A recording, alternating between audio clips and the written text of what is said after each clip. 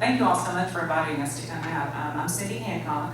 I work with an agency called Oasis in Home Care.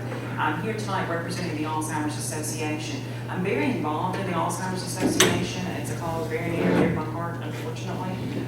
Lost my grandmother to Alzheimer's, but every day I meet families who are dealing with it, and it's a demoralizing disease, it truly is. But I wanted to talk first about the Alzheimer's Walk. Y'all know what a huge success it continues to be year after year. That would not be possible without our community. This year, we're only a couple $100 away from $97,000. And that is just huge. Clarksville doesn't even do that, y'all. And that's our Hopkinsville community pulling together. But I don't know how many of you are really familiar with the Alzheimer's Association and what they actually do for our communities. First of all, if you have anybody with a diagnosis of Alzheimer's or any other type of dementia, their website is a wealth of information. I'm on there at least once or twice a day.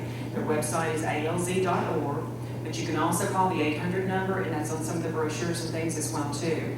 They have social workers that are on staff 24 hours a day, 7 days a week. So you can call if you've got questions, concerns, you don't know where to turn, you don't know the things to ask. I mean, because I can't imagine being in a room and getting that first diagnosis of Alzheimer's. It's unbelievable. But the Alzheimer's Association, it is a nonprofit organization, and it depends heavily on donations and fundraisers. So please, whenever you see somebody hanging out, my son always says, "Mom, if it's purple, you want it." Remind people of Alzheimer's. But if you see somebody, doing some fundraising, please be sure and help support them.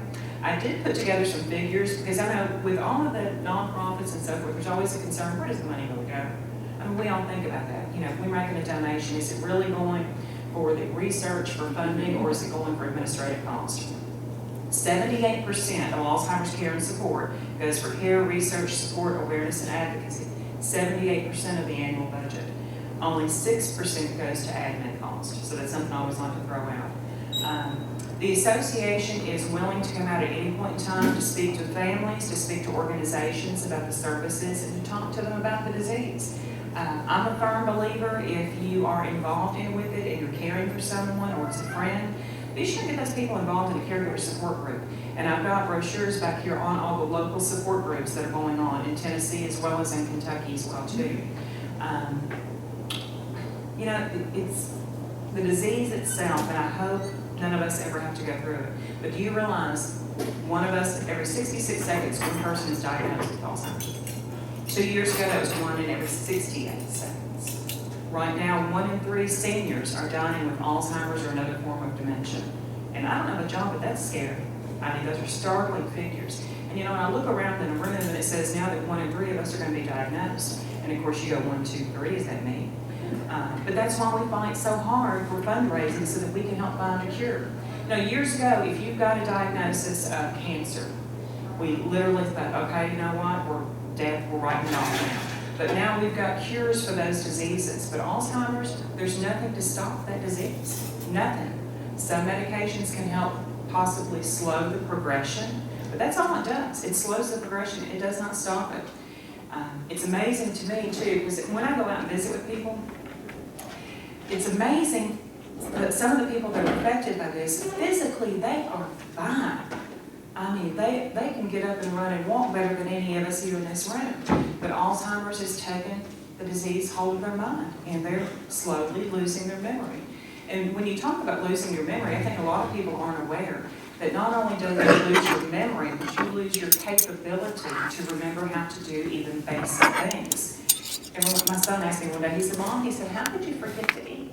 I said, "Honey," I said, "it takes that part of your brain and it shuts it down, it dies off. And that's where you learn to eat." I mean, they forget how to swallow. So I don't think people realize, unless you're one-on-one with it, what a horrible, devastating disease that it truly is.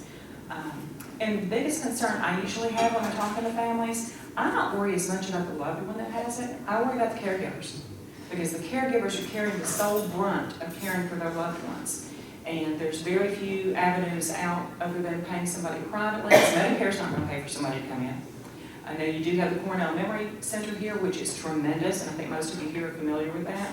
I've got many clients that are going there at least 1 or 2 days. I've got one client whose wife goes 5 days a week, and that's giving him the respite that he needs because it's taken a toll on him, physically and mentally and financially. So support those avenues, But if you do know somebody that has been diagnosed or if they're dealing with it, make certain you reach out to them. That's the biggest complaint when I'm talking to families. They go, nobody comes to visit mom anymore. They don't know what to say to her. Well, you may be saying the same things over and over, but she still knows you're there. Part of her knows you're there. There's nothing that's any more touching when you look up at, and you've got somebody that you're working with that has Alzheimer's, and they all of a sudden, they have that moment of clarity, and you see them again. They're still there. They're still there. So please reach out to your friends and family and visit with them. Because not only for that loved one, but for that caregiver. Because they don't need to lose the contact with with society. They wind up being shut off from everybody. And they're handling it all on their own. But support the association. And when we talk about Alzheimer's too, everybody else says, well, what is Alzheimer's? And I don't know if most of you are aware, but Alzheimer's is just one of the dementias. It's kind of like dementia is this big umbrella, if you can imagine a big umbrella. And then you've got the various types of dementia that are down below it, Alzheimer's being the most common one. You also have Lewy body dementia, you've got frontal temporal lobe. Parkinson's disease is part of the process as well too. So it does cover a lot of different diagnoses as well too. And I think the stigma is being taken away. Years ago when you said, mom's got cancer, everybody go, oh my God, God bless you. But now mom's got cancer, she's going through a rehab, we've been doing chemo, radiation, we've got some hope on the horizon for that.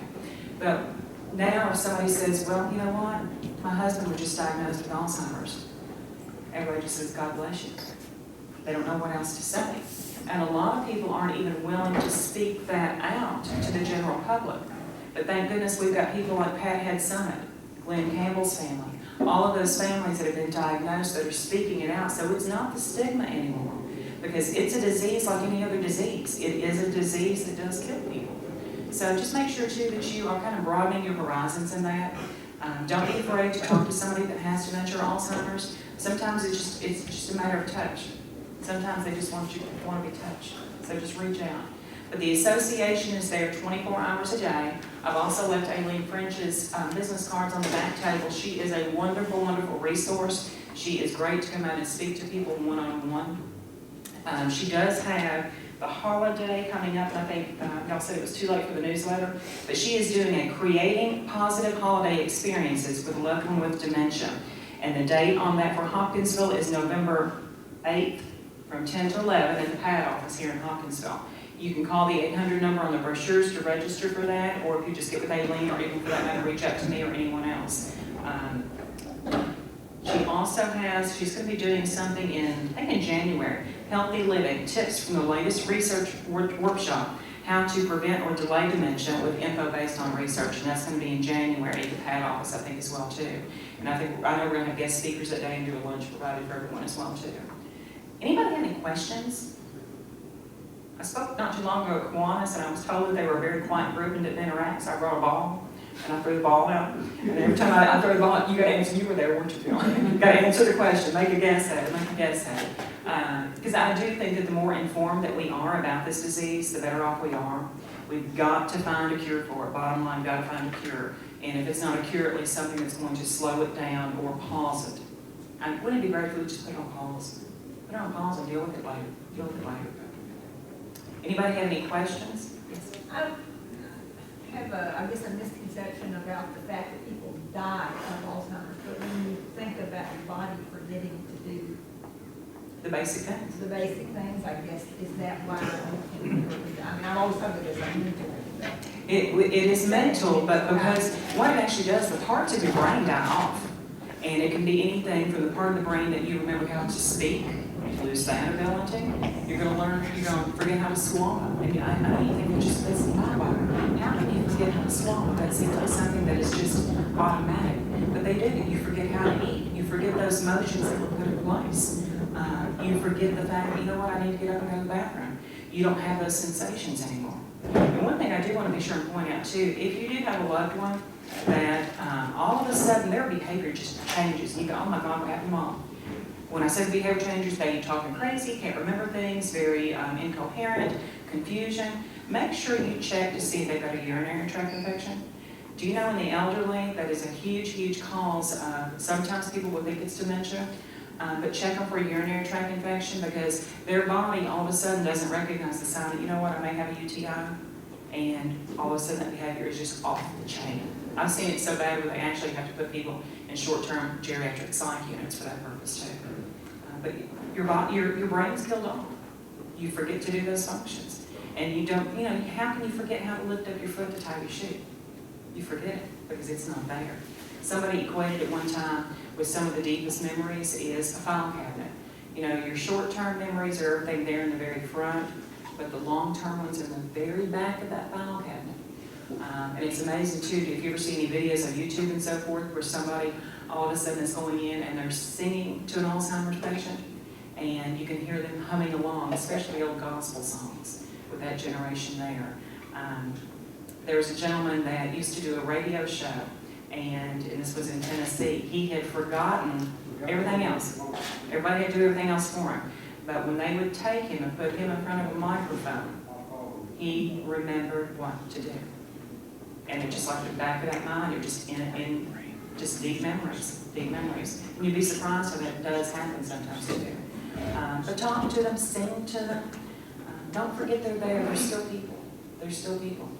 I know there was nothing any worse than going to visit my grandmother and sitting on the bench with her and wanting to share the fact that I'd gotten engaged and looking in my mom's eyes and she wasn't there. She didn't know. She didn't know. But reach out to the association. Wealth of information. Don't forget the Cornell Memory Center here for any of those two. There's also another adult daycare center here, and I don't know if y'all are aware of that. The Active Day Adult Day out on North Main. They also offer more skilled nursing for that as well too. They've got that available too. So, any other questions? Prevent it, supposedly. Eat healthy, stay healthy, keep your mind active. Learn new activities. It's when you want to keep your brain in a learning process. Supposedly, that's one way that you can help prevent it. At this point, honestly, though, we don't know. We've got to kind of research and find a cure for it, though. Any other questions? Did I keep it within the time limit? It is a passion night. I can talk all afternoon about it. But thank y'all so much. If you need any information, please reach out to the association or anybody too with the Alzheimer's Walk Committee. I think most of y'all probably know Sherry Turner as well too. We're doing our wrap-up meeting tomorrow afternoon, and we're really hoping that by the time 4 o'clock hits, that we will hit our 97,000 mark on that. So thank y'all very much.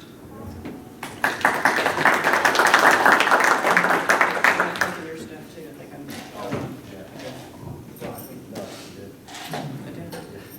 think y'all better watch me. I'm telling you. It's okay. That is. The worship service. Thanks, y'all. Good seeing you. Thank you.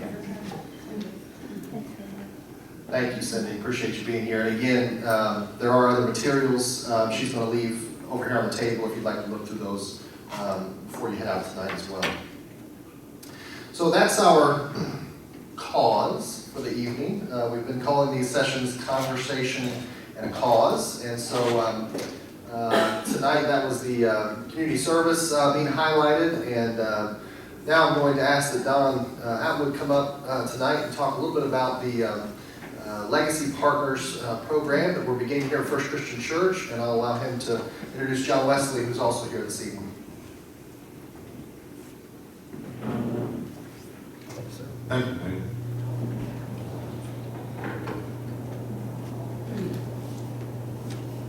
A couple of times over recent months, Randy Johnson from the Christian Church Foundation has spoken to a couple of groups here at the church about a legacy society, and those of us who had the privilege of attending those enjoyed hearing what the possibilities are in starting a legacy program in the church. And so we wanted to chat just a little bit with you tonight about that. One thing I want to say before I introduce Dr. Wesley is that a legacy program, like what many of us might think, is not for wealthy people to leave money. It's an opportunity for anybody of whatever means, if in some way or another they wish to remember their church at the end of their life. And there's a variety of ways to do that, and I think our guest speaker tonight will give us some insight into that. Speaking of our guest here tonight, Nathan was kind enough to send me some biographical information on Dr. Wesley a day or so ago. He's been here with us before. I well remember that. Nice of you to remember. And we invited you back anyway. But nice gentleman, Dr. John Wesley was ordained into the ministry since 1970. He served several disciples' congregations in Corbin, Kentucky, London, Kentucky, not England, but Kentucky, and in Bowling Green, where he currently is the retired Kentucky Minister Emeritus at First Christian Church in Bowling Green. He's married to Susan Wesley, who is a retired faculty member at Western Kentucky University. He has 2 children, 6 grandchildren, and a dog named Jackson, Jaxon. And my comment to Nathan when I received this information from him is that anybody who has a dog named Jackson can't be all bad. So we are so delighted. However, Nathan did point out that he gave us his dog's name, but he did not name his grandchildren. I find that a little disturbing. But Dr. Wesley, we're so glad to have you with us tonight and appreciate the effort you made to come over and be with us. And so share with us a little bit about your experiences with Legacy Foundations. Appreciate it. Yes, sir.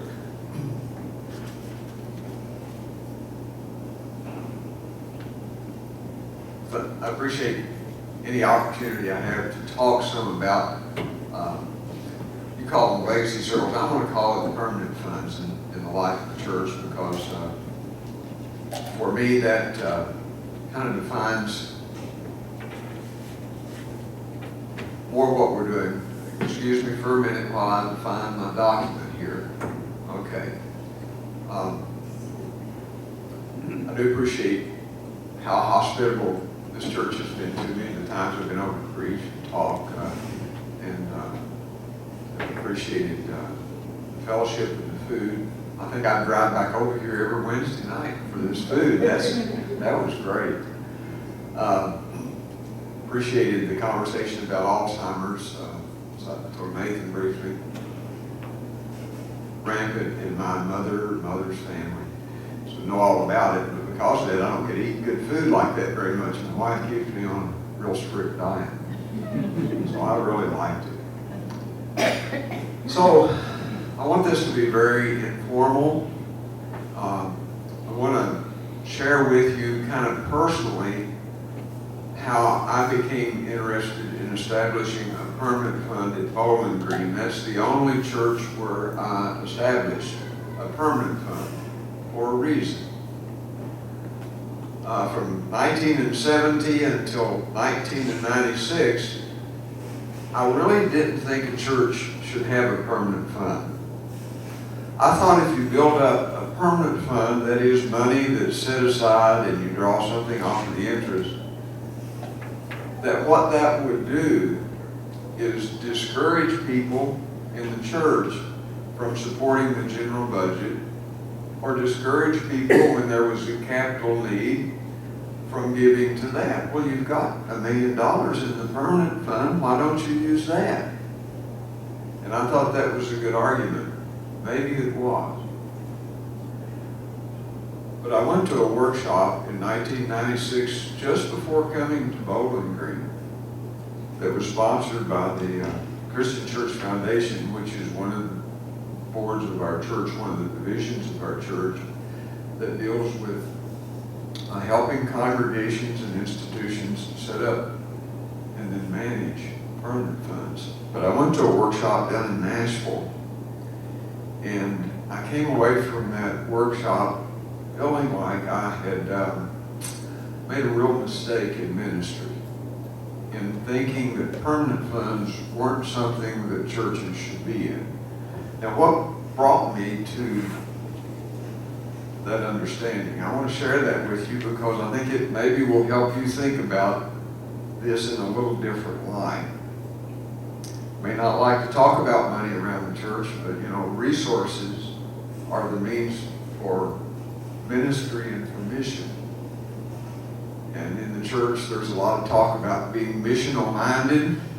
And a lot of people in the church talk about, we need to be doing things in the community. We need to be mission minded. I agree with all of that. But if you don't have any resources, you're not going to do much mission. It takes resources. So what we're talking about tonight is one means of providing resources, and I'll share with you some of the things that Bowling Green has done through our permanent fund in a few moments. One of the things I learned at this workshop a long time ago was that there are really three sources of wealth that all of us have. You can disagree with me, and please feel free to, but one source is our income. We may work and still get a paycheck. Maybe like me, I still haven't gotten used to being retired. And I just, last week, got my first Social Security check. I went in and opened up my bank account, and there it was. And it still amazes me, the first of the month, go in and look at and there's my pension fund money. It's just there. Some of us are drawing, but wherever we have an income that we live off of. And then most of us have savings, that small or great, but we have a savings account. And that's money that we've accumulated. We may have a purpose for it, or we may just have it just in the event something may happen to us. So we kind of hang on to that money. And then the third avenue of wealth for us is all of our accumulated wealth. And when our time is done, when we die, everything that we have will kind of be bunched together, and that's our accumulated wealth. It'll consist of whatever property we have, whatever wealth we have, whatever. So those three things. Now, if you look in the life of the church, and I found this was what I was taught at this workshop, and I found it to be true in Bowling Green. Most of the money that people give for the general fund of the church comes out of their income. They may do that by percentage or just by what they choose, whether they're working or whether you're retired and you're getting an income. Most people just give out of that. Now, few people are smart enough to know that they can give to the general fund once a year out of capital expenditure, stock that has grown in value, and they can give that to the church and get a good write-off on it in the taxes and give the church money. But most people, it's income. When you have a capital campaign in the life of the church, a lot of times that money comes out of people's savings. I'll just give, I've got $40,000, or I've got all these stocks, and I'll sell a few and give one big chunk for remodeling or whatever the church is working on. And most of us in the church are accustomed to dealing with those two things. You've dealt with them here in Hopkinsville. But the third source of wealth, which is our accumulated wealth, most churches aren't set up to deal with receiving those funds. We don't even talk about them in the life of the church. So guess what happens when people start making decisions in wills and whatnot about those end-of-life funds? Who's after those? Most of you all are my age. Who's after your end-of-life wealth? Where do you get cards and letters from, besides your kids? Charities? Universities. In Bowling Green, that was it. I mean, if any of you go to Western, man, they are so good at that. But most any university or college is, they know about this source of wealth, and they know we all are thinking about. We want to leave our kids, if we've got kids, something, but we'd like for something maybe to stand beyond us that we can invest in the life of somebody in the future. So universities are in there big time. But what about the church? Do we have a vision about who we want to be 20, 30, 40, 50 years down the road that's big enough that we dare say, invest some of that end-of-life wealth in what's going on right here at First Christian Church in Hopkinsville? Do you believe in the church that much?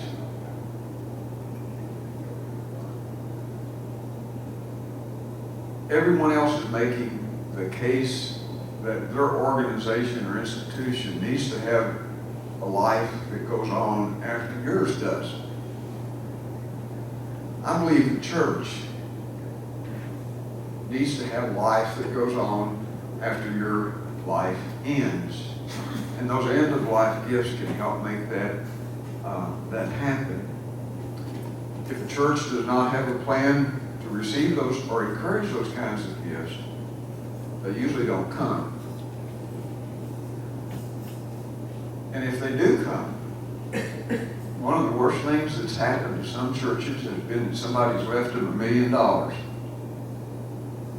And it's created more fights and more frictions. I've seen that happen to some of the churches in Bowling Green the last few years. Somebody's left them a big amount of money and they had no plan for it. And it gets split up. Our church back in the 70s got a large gift.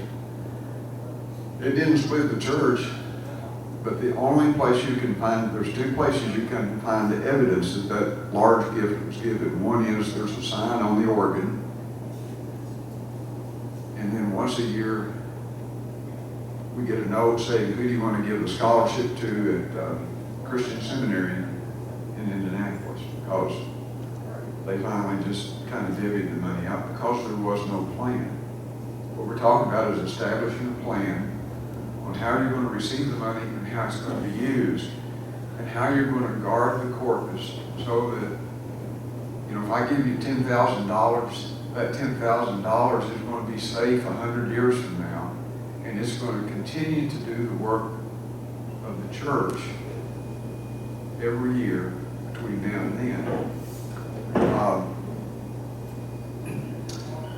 We were told, and I think it's true, that the church of the future, this was 1996, I saw this happen in Bowling Green during my ministry. I really didn't think I would.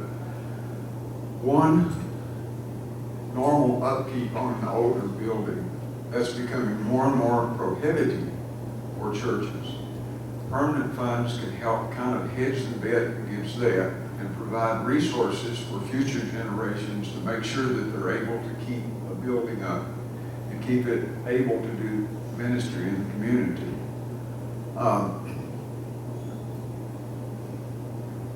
But also, there are so many possibilities of ministry